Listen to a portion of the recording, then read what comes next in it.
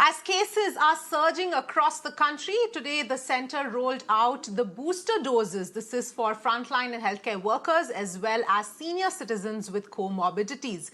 Now remember, this comes amidst a surging number of cases across the entire country, especially in metros at this point in time. In fact, ICMR is expecting that the curve could flatten within 3 months of the surge in any particular area. But how helpful is this booster rollout really going to be to tackle this fresh surge? And more importantly, how helpful is this phased out booster strategy going to be in tackling the fresh surge? Let's in fact bring in a panel of doctors who are with us today to talk about all of this at this point in time. So joining me on the show is Dr. Rajiv Das Gupta, member National COVID Task Force. We've also got Dr. Yatin Mehta, chairman of Medanta, and we've got Dr. Subhash Salunke as well, a member of the Maharashtra COVID-19 Task Force. Thank you all of you so much for joining us on this special discussion. Dr. Yatin Mehta, let me start with you first with regard to the booster rollout. We've seen today it's day one, and a lot of people believe that it could have all right, I believe we are going to go across first to Dr. Rajiv Das Gupta, who's with us. Dr. Das Gupta, your view here as far as the booster doses are concerned, today was day one. How effective is this going to be, especially in light of the rising cases? Thank you. It is beyond any doubt that boosters have a significant role to play.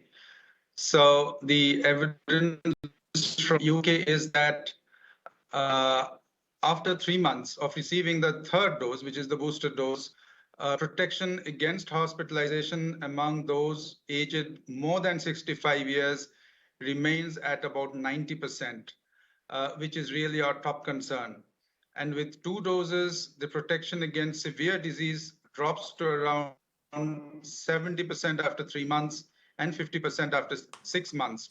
And that really, therefore, is the rationale and the need for booster, particularly in the high-risk groups. Now, the catch here is if we learn from the South African data, the higher the urbanized province or area, higher is the incidence. And going by age groups, the peak incidence has been in the 40 to 59-year age group, followed by the 20 to 39-year age group, and then by the 60-year age group. Now, roughly the incidence in the 60-year age group has been half of the peak incidence of the 40 to 59-year age group. Now, to understand it, therefore, differently, the age group of 20 to 59, where the incidence is the most, that group for the present is not going to get the benefit of the booster. But the assumption is that the disease will be relatively mild in this group, which is going to be fine as long as those with comorbidities, which is pretty high, relatively speaking, in the Indian context of the non-communicable diseases, those individuals do not end up as very severe cases. That is a caveat, and that's something we need to watch for. Yes, absolutely. In fact, let me also go across to Dr. Yatin Mehta now, who's also with us. Dr. Mehta, in your view, how much of the kind of cases that we are seeing these days is a function of the fact that the vaccination is working and thereby causing not very severe symptoms in many people, and how much is it a function of the Omicron variant itself, which earlier at least it was said that it gives mild symptoms? See, there is no simple answer to this. If you look at it, I mean, one can say that maybe this time the hospitalization and the ICU admissions are less in terms of percentage because of the vaccination. But if you look at the Indian data, I mean, the vaccination, most of the elderly population and the vulnerable population is beyond 6 months of receiving the second dose. So their immunity is already waning, I would presume. And also with the Omicron variant, there is about 10 to 20% reduction in efficacy of the vaccines which were given. So I think as the numbers go up, we may end up with a little difficult situation because, as Dr. Dasgupta rightly pointed it out, that comorbidities were less in South African patients, and the age group was also a little younger than what we had seen in the second wave, third wave, second wave. But that may change in India because most of the patients which I am seeing getting hospitalized, they all have received vaccines. And as he rightly pointed out, the comorbidities in India is higher. We have one of the highest incidences of diabetes. So we will see patients with other comorbidities also getting admitted to the hospitals and who have beyond 6 months of vaccination. So we should not be complacent. I think we may have a little more difficult situation at hand than what South Africa had.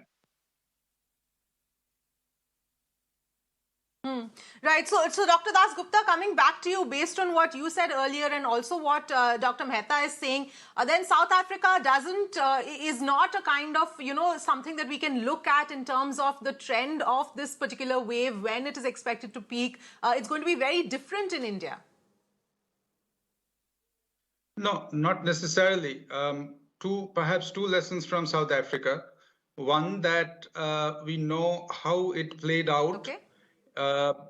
In areas or states, provinces which were more urbanized versus those that were less urbanized. We also know how it played out across age groups. And I think these are two very important learnings. And therefore, and now that we are beginning to witness very significantly outbreaks within institutions, whether these are educational institutions. The Delhi police has issued a statement that 1,000 personnel of its personnel are COVID positive. We know hospital after hospital, healthcare staff have been COVID positive. So therefore, containing the outbreaks, these sub-outbreaks, if I may, within institutions, whether it's workspaces, whether it's residential complexes such as student hostels. Now, this requires a far greater deployment of lateral flow tests or rapid tests in order to contain it. Because in a high prevalence, high incidence situation, as we see now, the rapid tests actually have greater utility. So what UK's strategy has been that anyone with 1 in 3 symptoms is given a rapid test. If he or she tests positive, isolates, and that's how the rapid spread has to be contained. That's something on which I think should focus a lot more than what we are doing now. Okay. Dr. Mehta, in terms of the booster doses starting now, in fact, today was just day one of it. And obviously, by the time we see majority of the healthcare workers, the frontline workers, or the people with comorbidities all getting their booster doses and then having to wait for 2 weeks for the immunity to actually set in, how much is this really going to help in this wave? No, it will help. I wish it had been started a little earlier, but whatever the logistical issues may be, I'm not aware of those. But better late than never. I think we are getting a serious problem of healthcare workers falling sick. You can see the government hospitals data in Delhi, what is happening, and also even in my hospital. A substantial number of healthcare workers are falling sick every day with COVID-19. So I think we are going to have a serious issue, even if we have the beds. We'll have a serious issue of manpower who are going to get COVID-19. So I think we should get on with the booster vaccination, particularly to the vulnerable and healthcare workers, as soon as possible and accelerate it as much as possible, because that is going to be the saving grace of the whole pandemic, this wave. Yes, absolutely, Dr. Mehta. And in fact, just to take that point one step forward in terms of how we are going to see this third wave really play out. Because in a country like India, we could see different pockets, different parts of the country seeing the peak at different times. That is going to make it that much more difficult to sort of deal with the situation. No, that is true. See, India is not a country. I mean, forget about the federal structure and all that, but it is like a huge continent. So there will be time lag between the waves happening in different parts of the country. Urban versus rural, as Dr. Dasgupta already pointed out, and different states will go at a different pace of their own. So it is going to become a little more difficult to handle than South Africa. And also South Africa has very good epidemiological structure. I mean, the genotyping was done pretty fast. They identified the problem pretty fast, which is not that easy in India. We have lots of RT-PCR labs, but genotyping is not really done that in so many labs. So there is a huge time lag between tests being sent for Omicron testing and the reports coming in. By that time, the thing has spread already to the other people.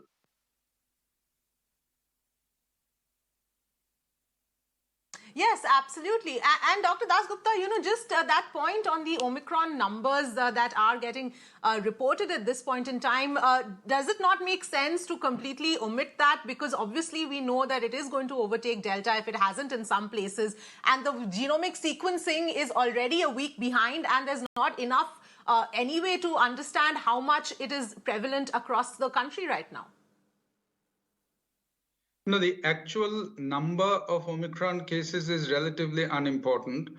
What genomic surveillance data provides and informs us, one, that it is certainly an Omicron-led surge. Two, it will pan out over time, and over time means roughly by weeks or fortnights, the extent to which Omicron is replacing Delta. Now, going by the trends that most of the newly diagnosed cases are Omicron, we can certainly expect that Omicron will sooner or later replace Delta. Therefore, as far as treating an individual case is concerned, we will rely on clinical judgment, and clinical judgment doesn't mean the arbitrary decision of a treating physician alone. That also is a collective learning. Clinicians are learning together. A whole lot of information is being shared, and therefore treatment will continue to improve in its effectiveness. Okay. Okay, Dr. Mehta, do you believe that the surge that's being seen in the metros, is, for example, in Mumbai over the last couple of days, it has been more or less the same slight decline. But is that a result of the peak already here, or is it simply because the testing has reached a saturation point? No, it's also, difficult to there say. was a weekend. Sorry. Yes, Dr. Mehta, go ahead, please. Over the weekend, I'm sure the number of tests has gone down. So I don't think so. I'm not too convinced about the numbers going slightly down in Mumbai. I think it is too early to go down. It will go down ultimately. But I don't think so. It is a real reflector of what is happening. Okay. Minor fluctuation. Any estimation, Dr. Mehta, of what you believe is going to be? Yes, Dr. Dasgupta, please go ahead. Okay. The larger point is again learning from both UK and South Africa that the big cities are going to be hit the fastest and the hardest, and it will sweep through big cities in a 4 to 6 week time span. And therefore, it's one thing to restrict restaurants and close cinema halls and so on. But I again go back to the earlier point, and Dr. Mehta also dwelt on it, that protecting our institutions, whether it's in terms of human resources, whether in terms of residents or co-workers, that is going to be very crucial in handling this real tsunami, which will span over the next 4 to 6 weeks. Dr. Mehta, do you agree with that assessment that this is going to be a matter of another 4 to 6 weeks before we actually see the cases start coming down? Still, that does make sense. I think the way the numbers are increasing and the severity what we are looking at, I think hopefully by 4 to 6 weeks we should see a peak would have already passed. Okay. All right. I think we've got Dr. Salunke also joining us. Subhash Salunke, Maharashtra COVID-19 Task Force member, is with us. So thank you very much, Dr. Salunke, for joining us here. Your perspective in terms of the state of Maharashtra first, because it is one of the worst hit states right now, and the kind of numbers that we are seeing in Mumbai at this point in time. Well, I'm no more a part of the Maharashtra Task Force, but National Task Force.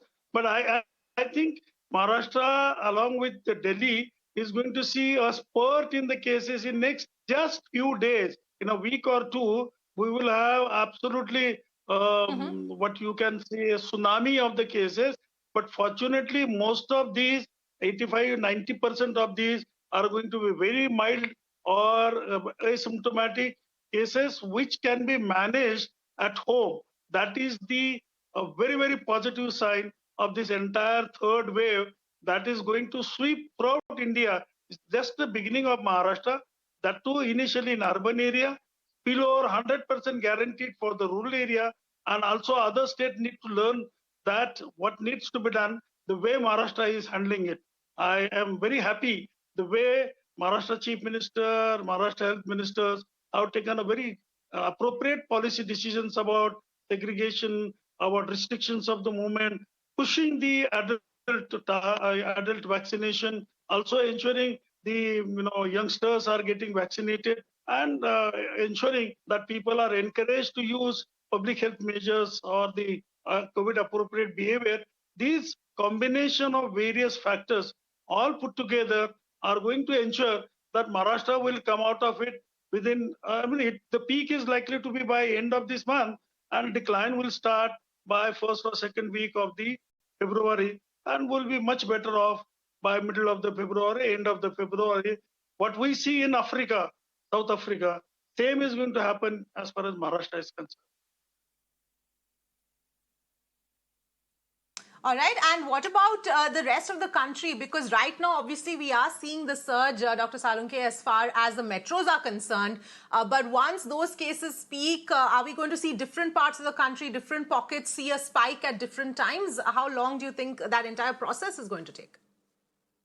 Yes, it will. There will be definitely a different kind of an peaks that we'll see in the other states. However, I wish to again, not because I was once upon a time part of the Maharashtra Task Force, but the planning process that has been adopted in the Maharashtra should become a kind of an, I won't say role model, but they can look at Maharashtra, because the Omicron or the third phase has started earlier in Maharashtra because of Mumbai being the international center as far as flights are concerned. Same is the situation as far as Delhi is concerned. So the steps that have been initiated by Mumbai Municipal Corporation, the urban areas of Maharashtra, and we are also suggesting to the state that spillover from urban to rural area must be definitely protected. And I'm very happy that the steps that have been initiated in district Pune rural area need to be looked at it by other states. Unfortunately, in many other states, the approach is that, okay, it is a Maharashtra problem. No way, sir. This entire third wave is going to impact entire country, India. So whether it is Maharashtra now and Bihar after 2-3 weeks, but it's practically guaranteed. Okay. All right. Dr. Dasgupta, can I come to you here on the latest ICMR advisory that has in fact come out, where it says that contacts of confirmed cases of COVID, unless identified as high risk based on age or comorbidities, don't need to be tested for COVID-19. This actually is an important change from what was the protocol earlier. How do you think this is going to sort of impact the entire testing process and overall the numbers? Because so many cases, if I can just add, are asymptomatic right now. Which is correct, because when, as Dr. Salunke was describing, when it's something of this magnitude, one will have to make far more rational epidemiological decisions than what we were doing, say, 1.5 years ago, when it was a novel infection just introduced into the country. We are really past that phase. And given the rapidity with which this spreads, this is a very rational decision. Also, the fact that you actually don't need testing when traveling across the states of India. It just doesn't work. It's neither necessary. It becomes a constraint, and therefore decisions such as suspending flights from this state or that city, those have come to lose significance or relevance given this very rapid spread, and particularly the fact that it's going to, as again Dr. Salunke very rightly said, it's going to be limited, the peak at least, phase limited to around 4 to 6 weeks. Dr. Mehta, your perspective on this move here, the ICMR advisory, because my only point would be that because so many cases are asymptomatic, how do you then ensure that an asymptomatic person is not transmitting the disease? See, this is not an ideal world. I mean, we cannot test everybody who's exposed to the thing. There are different types of exposures. There's a high-risk exposure where you are close to the patient with both without masks. One is infected, one is not, for more than 15 minutes. And there are low-risk exposures where you're at a far distance and both are masked. So you have to differentiate between these sort of things because obviously the infrastructure has limited capability of dealing with tests also. So if you start testing 1.3 billion people, I mean, we'll not be able to do the tests on the people who really require to be tested. So we have to differentiate between this, and this is a practical, correct advisory by the Ministry of Health. In fact, even in the previous wave, even in UK, the patients who were asymptomatic, who were exposed to other people, were not tested for COVID-19 because of the practical limitations. So I think it is a correct advice to give. All right, Dr. Salunke, anything you would like to add, your perspective on this latest development and move that has come in from the ICMR? Yes, I think what we need to do, what ICMR has stated is absolutely correct. And in addition to, I have also suggested that there is no role and no place for contact tracing now. Forget about it.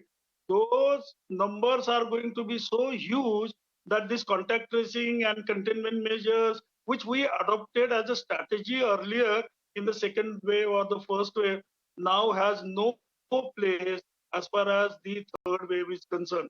At this juncture, you see, someone who is carrying virus before he or she becomes symptomatic has already transmitted. And you try to find out the contact tracing, it is just sheer waste of energy. Does not do that. Testing, that too in a focused fashion, is going to be very, very critical. Testing just like that and RT-PCR and wasting time of the laboratories and loading the entire laboratories will also need to be, there is no need. Definitely there is a need for testing. That too on the rapid test as such, which are the tests which can be easily done, quickly done, and that is the reason. But the testing being done by people at home is also another negative point. There is no need to do that. Appropriate way of testing methodologies and trying to use that for isolation within home. See, 85% of the patient need to be managed or 90% at home, and for that we need to have the teams at the block level, at the municipal councils, ward level, right, and they guide these teams, guide these patients. Hospitalization must be very carefully planned so that we do not overwhelm the hospital system. That is going to be the only negative point. We do not want people to lose life. We want to save people. Hence, only those who need to be admitted in the hospital must be admitted. Not anyone who wants to just go like that. So criteria of hospitalization is going to be very critical policy decision by the municipal corporations, by the district administration. That will save us. Cases are going to run into lakhs and millions. Don't worry about that. All right, absolutely, Dr. Salunke, very valid points there. I'd like to thank all of you, Dr. Dasgupta, Dr. Mehta and Dr. Salunke for joining us with your perspective and taking the time out. Thank you so much for speaking to us. Well,